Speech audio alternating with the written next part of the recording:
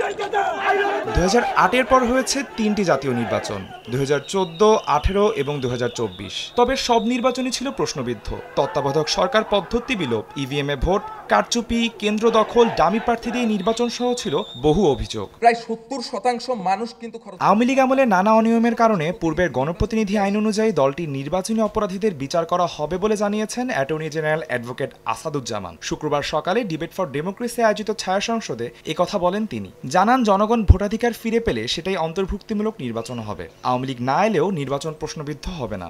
আগামী নির্বাচন প্রত্যেকেই যাতে অংশগ্রহণ করতে পারে সেই পরিস্থিতি যখন উন্মুক্ত করা হবে, সেই পরিস্থিতি উন্মুক্ত হলেই ভোটাধিকারের স্বপ্ন এবং বাস্তবায়ন, চিন্তা এবং মননে যখন বাংলাদেশের মানুষ বুঝবে যে বাংলাদেশের আমার ভোট আমি দেব, যাকে খুশি তাকে দেব, আমি নির্বাচন হবে না, সেই পরিস্থিতি যখন তৈরি হবে তখন এটাকে অন্তর্ভুক্তিমূলক নির্বাচন হবে।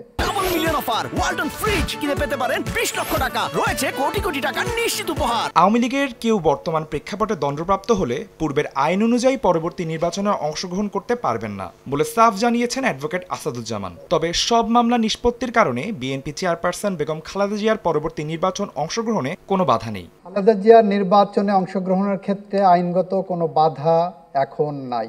ওনার যে মামলাগুলো আছে সেই মামলাগুলো ইতিমধ্যে অনেকটা খালাস হয়েছে, অনেকে মুক্তি আছেন এবং সেখানে আইনগত কোনো বাধা আমি আপাতত দেখছি না।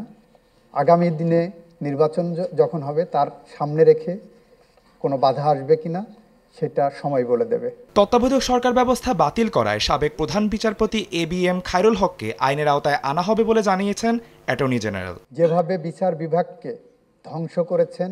আদনান তুর্য, সময় সংবাদ, ঢাকা।